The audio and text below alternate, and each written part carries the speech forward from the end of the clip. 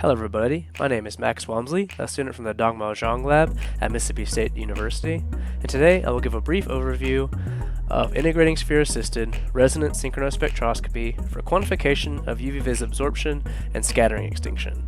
If you have any questions or would like to skip to a specific section, please check the description down below. The most commonly utilized instrument to determine the absorption of a sample is the UV-Vis spectrophotometer, which measures the total light extinction or light loss through a sample. This means that in the UV-Vis, we measure both the light absorption and scattering as a summation, which is the UV-Vis extinction spectra. Quantitative decoupling of the light absorption and light scattering contribution to the sample UV-Vis extinction spectra can be extraordinarily challenging for complex materials that both scatter and absorb light. Light scattering is a universal material property, with light scattering contribution increasing with size.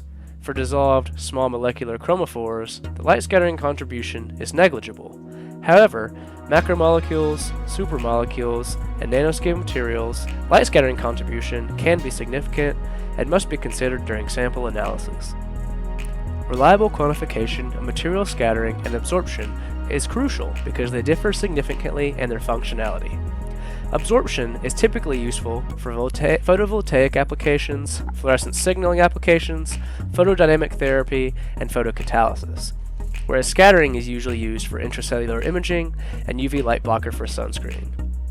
Just as an example, we have a mixture of a pure scatter, PSNP, mixed with potassium permanganate, and you can see that the sum of these two, as well as the mixture itself, is almost identical. We also have an example of theoretical light scattering and absorption for a gold nanoparticle, where you can see a 91 nanometer gold nanoparticle has some absorption as well as scattering, which sums to be the extinction.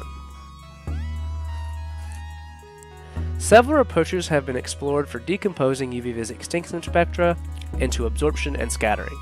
However, the accessibility of these methods to general samples are quite limited. As examples, Lin and colleagues simultaneously detected the transmitted and 90-degree propagated photons using a home-developed fiber-coupled spectrometer. However, this method is only applicable for non-fluorescent samples. This is because the fluorescence can easily be detected at the 90-degree angle upon photoexcitation. Furthermore, neither the sample interfilter effect by light absorption on light scattering is considered. The RS2 approach considers the interplay among sample absorption and scattering, but the effect of scattering depolarization and sample on-resonance fluorescence have not been considered and can interfere with the signal. In addition, the integrating sphere UV-Vis, or ISUV, is commonly used to obtain the absorbance spectra.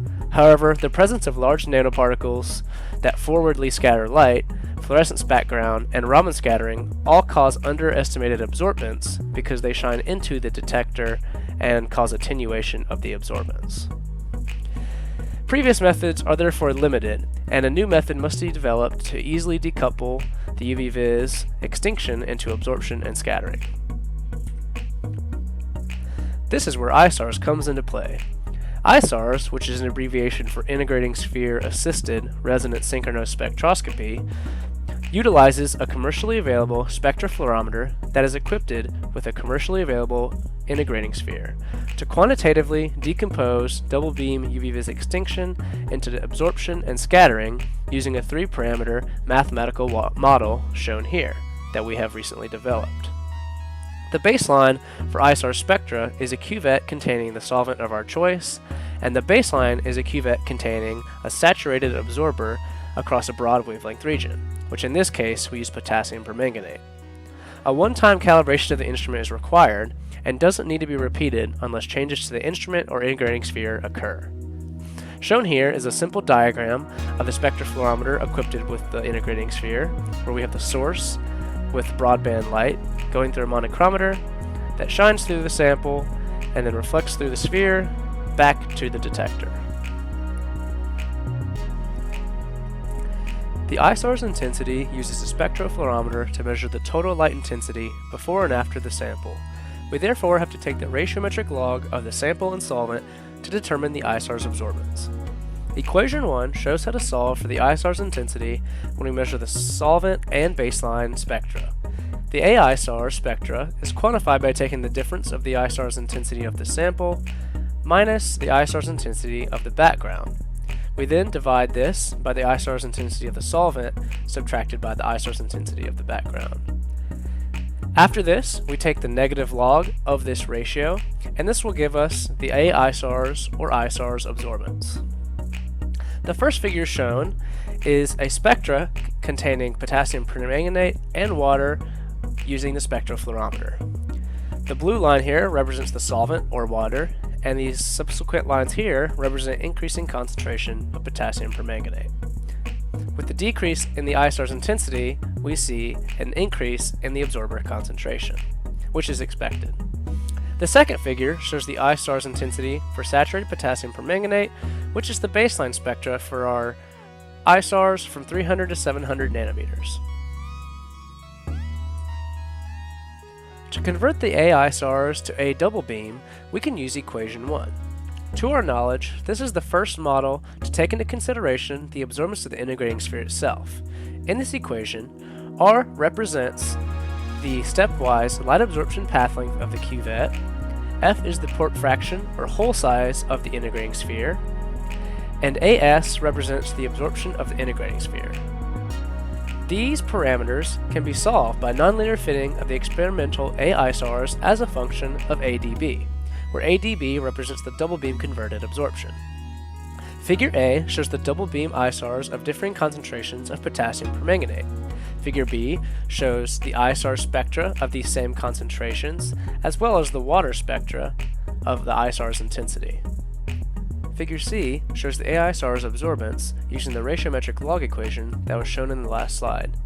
And Figure D shows the data points in red and fitted equation in black of the A ISARS versus AdB correlation for our specific instrument. From the fitting, we can see that the sphere itself absorbs almost 20% of the light, the stepwise path length is about 0.88 centimeters, and the port fraction of the sphere is 9%, meaning we'll lose about 9% of the total light that enters the sphere.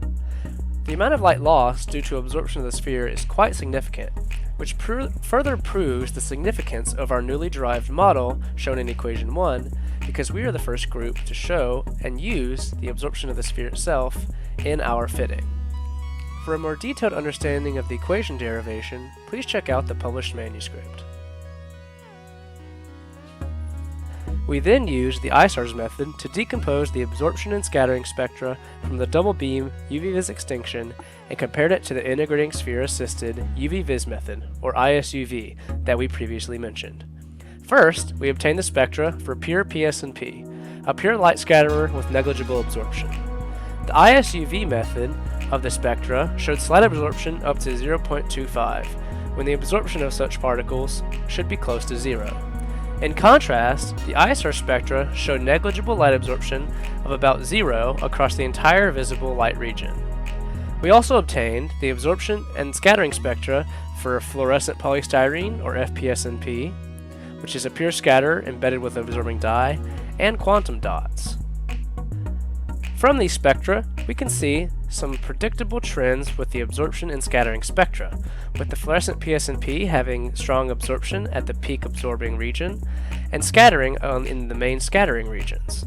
And the quantum dots are shown to have almost perfect absorption across the entire region, with some light scattering near the 300 nanometer region.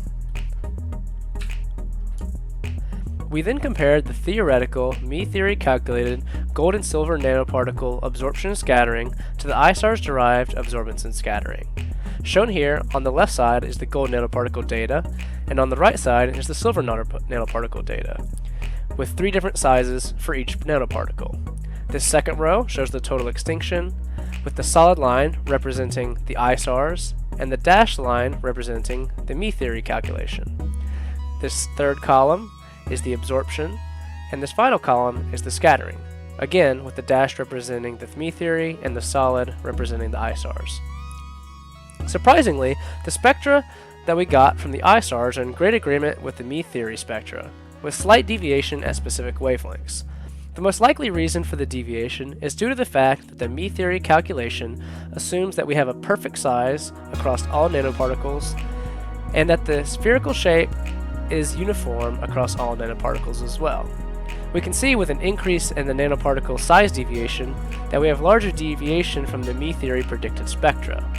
The fabricated gold nanoparticles in this experiment, in addition to not having identical sizes, are also not perfectly cylindrical, as shown by the figures. So deviation between the spectra are expected. You can see here we have some deviation in the shapes for each nanoparticle because they're not perfectly uniform. Thank you so much for watching. I have listed here a few relevant publications, with our publication on this work being listed here. For more information, please visit our website, and if you have any questions or are interested in collaboration, please feel free to contact us.